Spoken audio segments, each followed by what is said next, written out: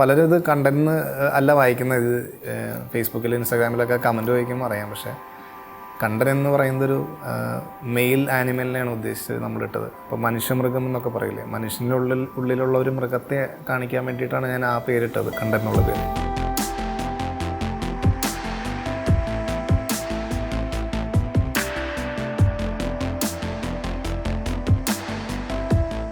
അതിന് നമസ്കാരം.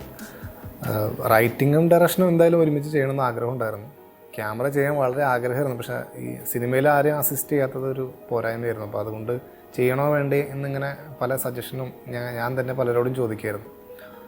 മറ്റ് കാര്യങ്ങളെന്ന് പറയുന്നത് ലിറിക്കാണ്. എഡിറ്റിംഗ് എന്തായാലും ഞാൻ തന്നെ ആയിരിക്കും. ഞാൻ ചെയ്യണം, ഞാൻ ചെയ്താലാണ് ഏറ്റവും ബെറ്റർ ആവുക. കാരണം റൈറ്റർ തന്നെ ചെയ്യണം. അതുപോലെ എഡിറ്ററും റൈറ്ററും അയാൾ എഡിറ്റ് ചെയ്യുമ്പോൾ അത്രയും അയാൾക്ക് സിനിമനെ അത്രയും അടുത്തറിയണ ഒരാളാണ് ചെയ്യുന്നത്. അപ്പോൾ ആ കാര്യങ്ങളൊക്കെ എനിക്ക് ചെയ്യാൻ ആഗ്രഹം ഉണ്ടായിരുന്നു. പിന്നെ അത് എന്തോ സാഹചര്യത്തിൽ ഞാൻ തന്നെ എനിക്ക് ചെയ്യാൻ പറ്റി. അതിൽ വളരെ സന്തുഷ്ടനാണ് ഞാൻ ശരിക്കും. ഇത്രയും കാര്യങ്ങൾ നമ്മുടെ ഒരു കണ്ണെത്താന്ന് പറഞ്ഞാൽ കുറച്ച് പാടാണ്. ഇത്രയും ആൾക്കാരെ കോർഡിനേറ്റ് ചെയ്യുക എന്നുള്ളതൊക്കെ ശരിക്കും ആ ഒരു പ്രഷർ ഉണ്ടായിരുന്നു അത് ചെയ്യാനായിട്ട്. പക്ഷെ അത് പൂർത്തിയാക്കാൻ പറ്റി. അത് എല്ലാവരുടെയും ഹെൽപ്പ്, എനിക്ക് ആ ടീമിൻ്റെ ഫുൾ ഹെൽപ്പ് ഉണ്ടായിരുന്നു അത് ചെയ്യാനായിട്ട്. ഞങ്ങളുടെ ടീം അത്രയും സ്ട്രോങ് ആയിരുന്നു. അവരെന്നെ കംപ്ലീറ്റ്ലി ഹെൽപ്പ് ചെയ്തു. അതായിരിക്കും അതിൻ്റെ വിജയം. കഴിഞ്ഞ വർഷം ആദ്യം ഒരു തുടക്ക സമയത്താണ് ഞാനൊരു ത്രെഡ് ഡെവലപ്പ് ചെയ്യുന്നത്. അപ്പോൾ അന്ന് ആലോചിച്ചപ്പോൾ തന്നെ അതിനൊരു സിനിമയുടെ ഒരു ഇതുണ്ടായിരുന്നു. സിനിമ ചെയ്യാനുള്ള ഒരു സാധനം അതിലുണ്ടെന്ന് ഞാൻ പലരോടും പറഞ്ഞു. അപ്പോൾ ഞാനങ്ങനെ ഡിസ്കഷൻസ് കുറേ നടന്നു ആ സ്റ്റോറിയിൽ. അപ്പോൾ അങ്ങനെ ഡിസ്കസ് ചെയ്ത് അതിനൊരു സിനിമയുടെ പ്ലോട്ടിലേക്ക് കൊണ്ടുവന്ന് അങ്ങനെ ചെയ്യുന്നു. അപ്പോൾ ഒരു വർഷത്തോളം ശരിക്കും പറഞ്ഞാൽ ഒരു 4-5 മാസത്തോളം തന്നെ നമ്മൾ റൈറ്റിങ്ങിന് വേണ്ടി ചിലവാക്കി. പ്രീ പ്രൊഡക്ഷൻ തന്നെ ഒരു 3 മാസം ഉണ്ടായിരുന്നു. അപ്പോൾ അത് കഴിഞ്ഞിട്ടാണ് ഷൂട്ടിലേക്ക് വന്നത്. അത്രയും ഒരു വർഷത്തെ ഒരു പ്രിപ്പറേഷനാണ് സിനിമയ്ക്ക് വേണ്ടി ഉണ്ടായത്.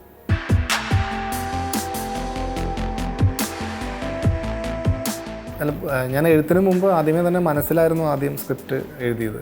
ഞാൻ എഡിറ്റർ ആയതുകൊണ്ട് ഒരു എഡിറ്റിംഗ് പോയിൻ്റ് ഓഫ് വ്യൂ തന്നെ ആ സ്ക്രിപ്റ്റ് ഞാൻ മനസ്സിൽ ഓരോ സീൻ ബൈ സീൻ ആ ഓർഡറിൽ ഞാൻ ചെയ്തു. അതുകൊണ്ട് എനിക്ക് റൈറ്റിംഗ് കുറച്ച് ഈസി ആയിരുന്നു.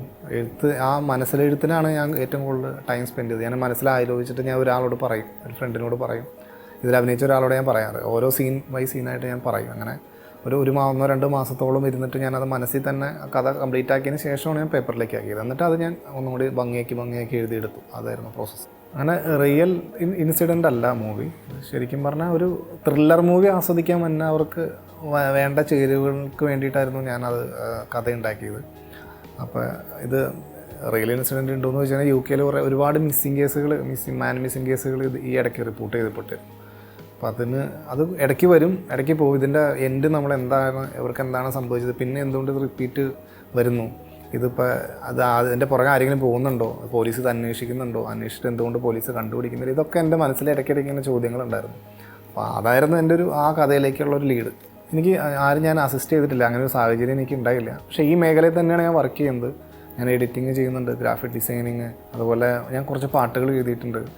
ആൽബംസിൻ്റെയും ഷോർട്ട് ഫിലിംസിൻ്റെയൊക്കെ സ്ക്രിപ്റ്റ് ഞാൻ ചെയ്തിട്ടുണ്ട്, ഞാൻ തന്നെ ഡയറക്ഷൻ ചെയ്തിട്ടുണ്ട്. അപ്പോൾ പലപ്പോഴായി ഈ മേഖലകളിലൊക്കെ ഞാൻ വർക്ക് ചെയ്തേക്കുന്നുണ്ട്. ഈ ഒരു സിനിമയുടെ പ്രോസസ്സിൽ ഭാഗമല്ലെങ്കിലും ഈ സിനിമയ്ക്ക് വേണ്ട കാര്യങ്ങളുള്ള പല കാര്യങ്ങളിലും ഞാൻ ചെറിയ രീതിയിലെങ്കിലും വർക്ക് ചെയ്തിട്ടുണ്ട്. ആ ഒരു എക്സ്പീരിയൻസിൻ്റെ പുറത്താണ് ചെയ്തത്. എനിക്ക് സംവിധാനത്തിലുണ്ട്, സിനിമാറ്റോഗ്രാഫിയിലുണ്ട്. ഇപ്പോൾ ഞാൻ സംവിധാനത്തിൽ 3-4 ഷോർട്ട് ഫിലിംസും മ്യൂസിക് ആൽബമൊക്കെ ഞാൻ സംവിധാനം ചെയ്തിട്ടുണ്ട്. അതിന് കുറച്ച് അവാർഡുകൾ കിട്ടിയിട്ടുണ്ട്. ലാസ്റ്റ് റീസെൻ്റായിട്ട് നമ്മളൊരു മൊബൈലിൽ ഒരു സിംഗിൾ ക്യാരക്ടറിനെ വെച്ചിട്ട് 2-ാം മുറിവ് എന്ന് പറഞ്ഞൊരു ഷോർട്ട് ഫിലിം ചെയ്തിരുന്നു. അതിന് ലണ്ടൻ ഫിലിം ക്ലബിൻ്റെ ബെസ്റ്റ് ഡയറക്ടർ അവാർഡ് എനിക്ക് ലണ്ടനിൽ വെച്ച് കിട്ടിയിരുന്നു. അപ്പോൾ അതൊരു തുടക്കമായിരുന്നു. എനിക്ക് ഒരു ടീം അവിടെ അതിലൂടെ ബിൽഡ് ചെയ്യാൻ പറ്റി UK. അതിൽ നിന്നാണ് ഈ മൂവിയിലേക്ക് വന്നത്.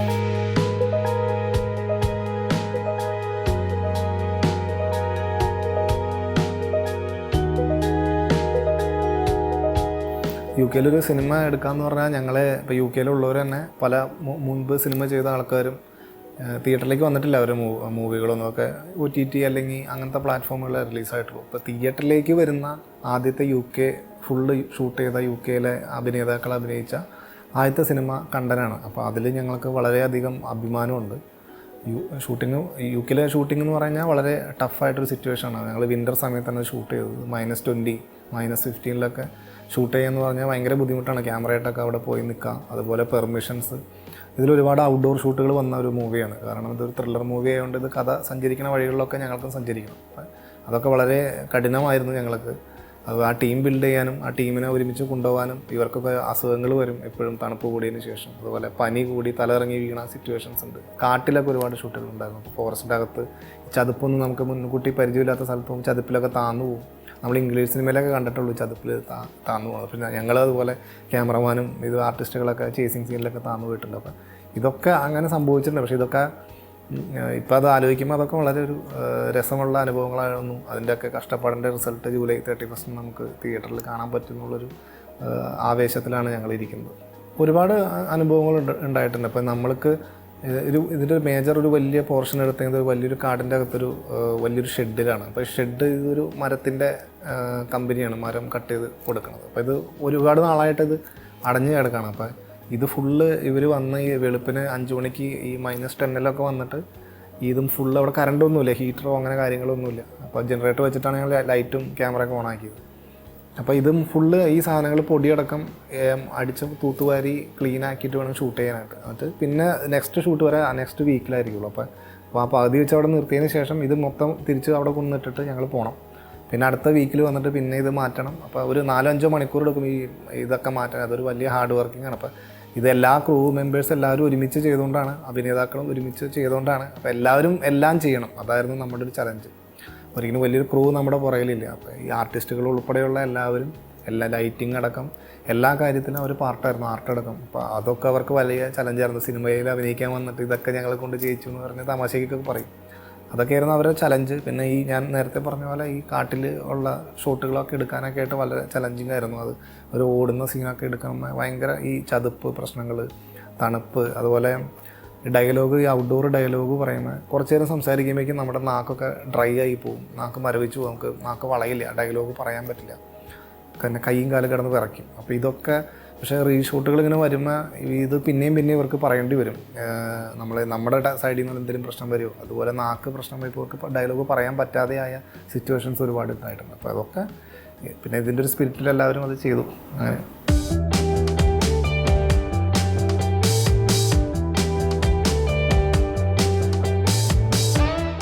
എല്ലാം UK തന്നെയായിരുന്നു. ഇതിൻ്റെ പോസ്റ്റ് പ്രൊഡക്ഷനിൽ മാത്രമാണ് നമുക്ക് നാട്ടിലെ സഹായം നമ്മളെടുത്തത്. ബാക്കി എല്ലാ ആർട്ടായാലും അതിൻ്റെ കോസ്റ്റ്യൂമായാലും മേക്കപ്പ് ആയാലും നമ്മുടെ UK മലയാളികൾ തന്നെയാണ് അത് ചെയ്തത്. പ്രീ പ്രൊഡക്ഷൻ നമ്മൾ ഓഡീഷൻ നടത്തിയതിന് അതിൽ നിന്നാണ് ആൾക്കാരെ സെലക്ട് ചെയ്തത്. കുറച്ച് ഓൺലൈൻ ഓഡീഷൻസ് ഉണ്ടായിരുന്നു, ഓഫ്ലൈൻ ഉണ്ടായിരുന്നു, പിന്നെ ട്രെയിനിങ്ങുകൾ ഉണ്ടായിരുന്നു, റിഹേഴ്സൽസ് ഉണ്ടായിരുന്നു. അതിനുശേഷമാണ് മൂവി സ്റ്റാർട്ട് ചെയ്തത്. പ്രീ പ്രൊഡക്ഷൻ നല്ലവണ്ണം വർക്ക് ചെയ്തിട്ടുണ്ട്. അതുപോലെ ലൊക്കേഷൻ ഹണ്ടിങ് ഉണ്ടായിരുന്നു. ലൊക്കേഷൻസ് അവിടെ പോയി അതിൻ്റെ പെർമിഷൻ എടുക്കാൻ ഒരുപാട് സമയം നമുക്ക് വേണ്ടി വന്നു. അങ്ങനെ നമ്മൾ ഇതിനു വേണ്ടിയിട്ട് ശരിക്കും കഷ്ടപ്പെട്ട് തന്നെയാണ് ചെയ്ത. ഒരു മൂവിയുടെ പ്രൊസീജിയറെല്ലാം നമ്മൾ കംപ്ലീറ്റ് ചെയ്തിട്ടുണ്ട്. ഞാൻ മ്യൂസിക് ആൽബം ഒക്കെ ചെയ്ത് പാട്ടുകളൊക്കെ ചെയ്ത് വന്ന ആളാണ്. അപ്പോൾ എൻ്റെ സിനിമയിൽ പാട്ടുകളൊക്കെ എന്തായാലും പ്രാധാന്യം ഉണ്ടാവും.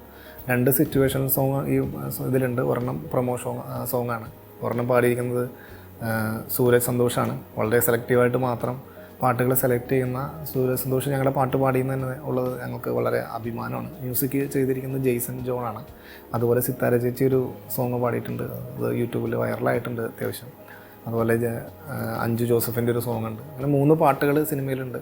3 നല്ല രീതിയിൽ തന്നെ അഭിപ്രായം യൂട്യൂബിലും മറ്റുള്ളവരൊക്കെ ആയിട്ട് പറയുന്നുണ്ട്. എനിക്ക് പാട്ടുകൾ എഴുതാനും കേൾക്കാനും ഭയങ്കര ഇഷ്ടമാണ്. ഞാനിപ്പോൾ ഇതിലെല്ലാ കാര്യങ്ങളും അതിനോടുള്ള ഇഷ്ടം കൊണ്ടാണ് ചെയ്തേക്കുന്നത്. അപ്പോൾ എനിക്ക് ക്യാമറ ചെയ്യാൻ ഇഷ്ടമുണ്ട്, ഞാൻ അത് ചെയ്തു. എഡിറ്റിങ് ചെയ്യാൻ വളരെ അധികം ഇഷ്ടമാണ്. അതുപോലെ എഴുത്ത്, ഡയറക്ഷൻ, ഇതൊക്കെ എനിക്ക് വളരെ ഇഷ്ടമാണ്. ഞാൻ ഇതിലൊന്നും മാസ്റ്ററാണ്, ഞാനത് ഭയങ്കരമായിട്ട് പഠിച്ചിട്ടുള്ള ഒരാളാണ്, ഭയങ്കര പെർഫെക്റ്റ് വർക്കാണെന്നൊന്നും ഞാൻ അവകാശപ്പെടില്ല. പക്ഷേ എനിക്കിതിൽ ചെയ്യാൻ ഇഷ്ടമാണ്. ഇഷ്ടം കൊണ്ട് നമ്മൾ എന്ത് ചെയ്താലും അതിനൊരു ഭംഗി ഉണ്ടാവുമെന്ന് നമ്മൾ വിശ്വസിക്കണം. അപ്പോൾ ആ ഒരു ഭംഗി ഉണ്ടോ ഇല്ല എന്നുള്ളത് ഇനി പറയേണ്ടത് പ്രേക്ഷകരാണ്. തീർച്ചയായിട്ടും ഇല്ല. അഭിനയം ഇതിൻ്റെ പുറകിൽ നിന്ന് മറ്റുള്ളവരുടെ അഭിനയം കണ്ട് അത് സ്ക്രീനിൽ കണ്ട് അത് നമ്മൾ എഴുതിയൊരു സംഭവം സ്ക്രീനിൽ കാണുമ്പോൾ കിട്ടുന്ന ഒരു സന്തോഷമുണ്ട്. അത് പണ്ട് തുടങ്ങി ഷോർട്ട് ഫിലിം ചെയ്യുമ്പോഴായാലും അത് അവരഭിനയിച്ചിട്ട് നമ്മൾ എഴുതിയൊരു കാര്യം അവരഭിനയിച്ച് സ്ക്രീനിൽ നമ്മൾ എഡിറ്റ് ചെയ്ത് കണ്ടു കഴിയുമ്പോൾ നമുക്ക് കിട്ടുന്ന ഒരു എൻ്റെ ബിഗിനിങ് തൊട്ടുള്ള ആ സ്റ്റേജിൽ നമ്മളുള്ളതുകൊണ്ട് ആ ഒരു സന്തോഷവും അത് മറ്റുള്ളവർ കണ്ടിട്ട് അത് നല്ലതാണെന്നോ ചീത്തയാണെന്നോ എന്ത് പറഞ്ഞാലും അത് കേൾക്കുമ്പോൾ അതിനെപ്പറ്റി അഭിപ്രായം പറയാൻ അത് കേൾക്കാനുള്ളൊരു ത്രില്ലുണ്ടായിരുന്നു എനിക്ക്. ആ ത്രില്ലാണ് നമ്മളത് മുന്നോട്ട് നയിക്കുന്നത്.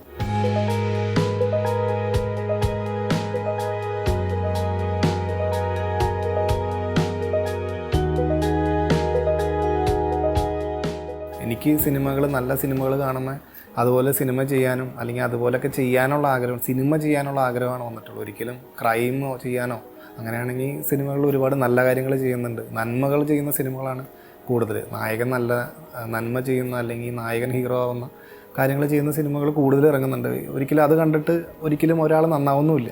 ഇത് അതിനെ ബാധിക്കുന്നില്ല. ഇത് ആ സിനിമ കാണുന്ന 2-2.5 മണിക്കൂർ അവനെ എൻ്റർടൈൻ ചെയ്യുക എന്നൊരു ഉദ്ദേശം ആ സിനിമയ്ക്കുള്ളൂ. അപ്പോൾ അതുകൊണ്ട് ഒരു സർട്ടിഫിക്കേഷനോ എയോ അല്ലെങ്കിൽ അണ്ടർ 15 അതൊക്കെ ഒരു ഏജ് കാറ്റഗറി, കുട്ടികൾക്ക് കാണാൻ പാടില്ലാത്ത കാര്യങ്ങൾ അവരെ കാണിക്കാൻ പാടില്ല എന്നുള്ളൊരു സർട്ടിഫിക്കേഷൻ മാത്രം ആണ് അതിലുദ്ദേശിച്ചത്. ഞങ്ങളുടെ സിനിമ ഒരു വയലൻസിന് വേണ്ടിയിട്ടുള്ളൊരു സിനിമയല്ല.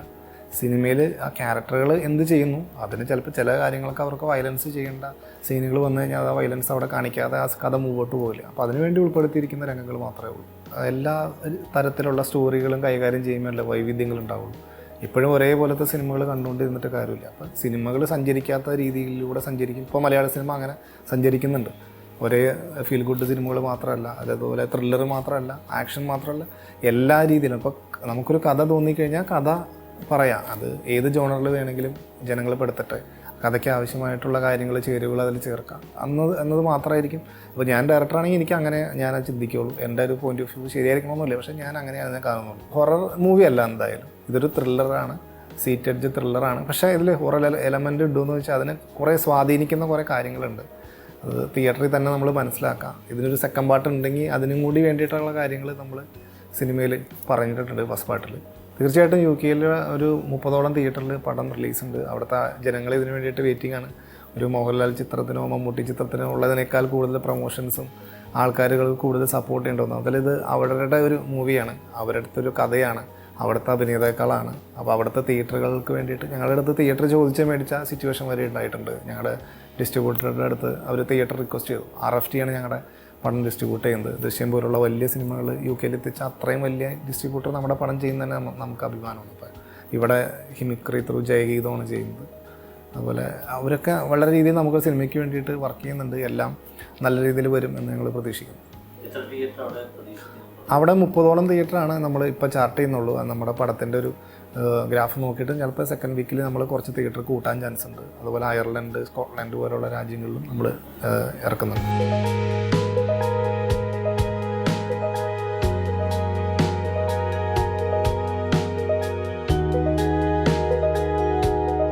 ഞാൻ സിനിമയുടെ ഒരു സെറ്റിൽ പോലും പോകാനുള്ളൊരു അവസരം എനിക്ക് ഉണ്ടായിട്ടില്ല. ഞാൻ ആരോടും അങ്ങനെ ചോദിച്ചിട്ടില്ല എനിക്ക് സെറ്റിൽ വന്ന് നിന്നോട്ടെ. അങ്ങനെയുള്ളൊരു ബന്ധങ്ങളോ റിലേറ്റീവ്സിലോ അല്ലെങ്കിൽ ഫ്രണ്ട്സിലോ എനിക്ക് സിനിമയായിട്ട് ബന്ധമുള്ളവരില്ല. ഞാനൊരു നാട്ടിൻ പുറത്തുകാരനായിരുന്നു. അപ്പോൾ അതിൻ്റേതായിട്ടുള്ള എല്ലാ പ്രാരാബ്ദങ്ങളും തുടക്കക്കാരുടേതായിട്ടുള്ള ഫാമിലി പ്രശ്നങ്ങളൊക്കെ എനിക്കും ഉണ്ടായിരുന്നു. അപ്പോൾ ഞാൻ എപ്പോഴും സിനിമേനെ എൻ്റെ ഒരു പാഷനായിട്ട് സൈഡിൽ വെച്ചുകൊണ്ട് എൻ്റെ പ്രൊഫഷനും കാര്യങ്ങളൊക്കെ ആയിട്ട് മുമ്പോട്ട് പോകുന്നു.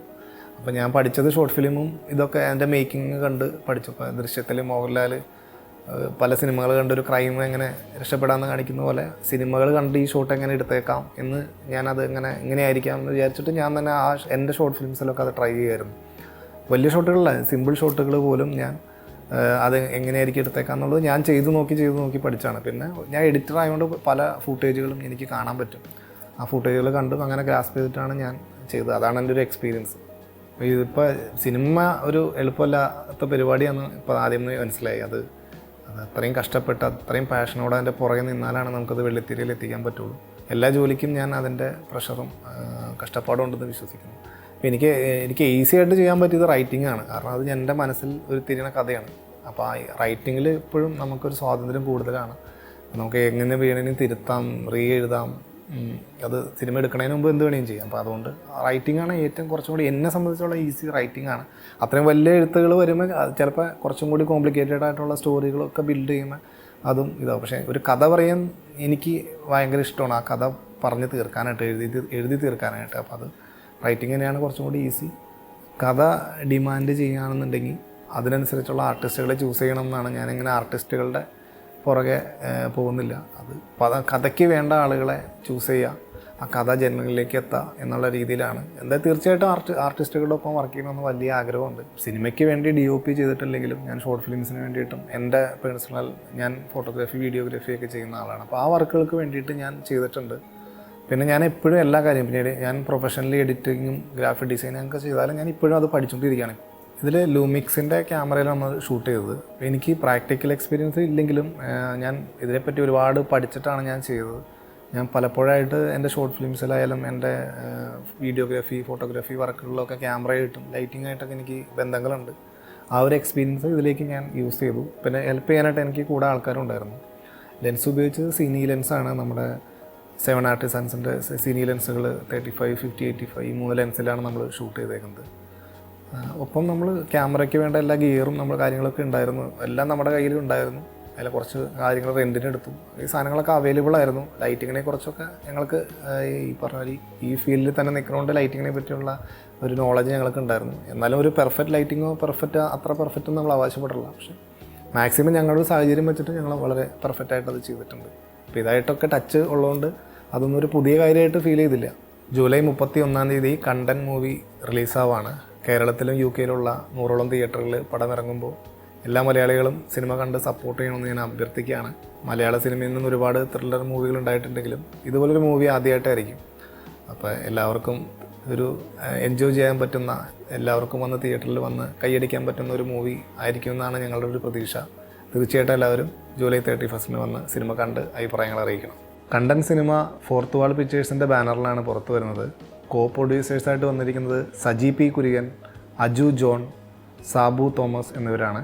അതുപോലെ ഇതിലെ കേന്ദ്ര കഥാപാത്രങ്ങളെ അവതരിപ്പിച്ചിരിക്കുന്നത് UK മലയാളികളായ ബൈജു പെരുമ്പാവൂർ, അനന്തപത്മനാഭൻ, റെജീന ജോൺ, ജ്യോതിഷ് ജോസ് എന്നിവരാണ്. പോസ്റ്റ് പ്രൊഡക്ഷൻ ഞങ്ങൾ നാട്ടിലില്ലാത്തതുകൊണ്ട് തന്നെ പോസ്റ്റ് പ്രൊഡക്ഷൻ ഭൂരിഭാഗം കോർഡിനേറ്റ് ചെയ്ത് നടത്തിയത് സീനിയർ ഡയറക്ടറായ ബെന്നി ആശംസ സാറാണ്.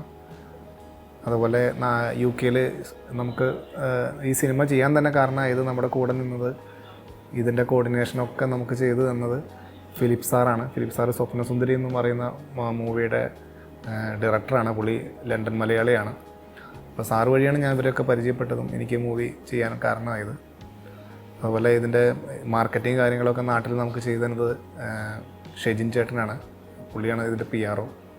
ഇവരെല്ലാവരും കൂടി ചേർന്നൊരു വലിയ കൂട്ടായ്മയുടെ ഒരു സിനിമയാണ്. അപ്പോൾ എല്ലാവരും തിയേറ്ററിൽ തന്നെ വന്ന് സിനിമ കാണണം, പ്രോത്സാഹിപ്പിക്കണം.